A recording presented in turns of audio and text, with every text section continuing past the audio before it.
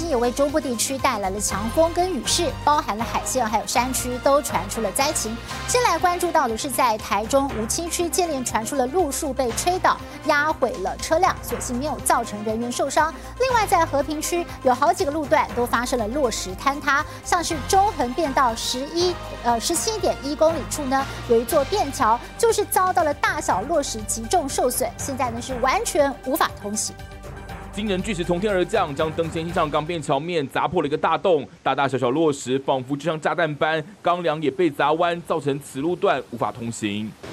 落石地点就在中横便道17.1公里，整个桥梁结构严重受损。巨石从将近100公尺的地方往下俯冲，把我们做好的一个钢构棚架冲破，那整个桥面板也被冲破。由于雨势一阵阵，再加上日前地震活动频繁，导致边坡不稳定，无法即刻展开修护，初估至少4到7天才有办法抢通。公路总局提醒，改走台10甲转台8线，从大鱼林路段到梨山。除此之外，台8线不少路段也出现落石坍方，阻挡车辆通行。和平山区下了一整天的雨，造成台8线24.1K 及36.6K 零星落石。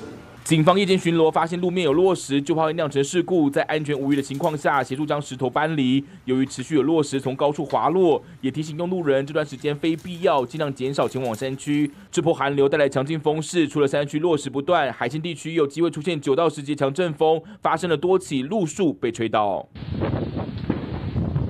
梧栖区云集街图书馆附近的路树被连根拔起，路面瓷砖严重损毁，至少2层楼高的大树被强风吹倒，停在下方的车辆后车顶整个塌陷。所幸当时轿车内没有人，否则后果不堪设想。记者台中综合报道。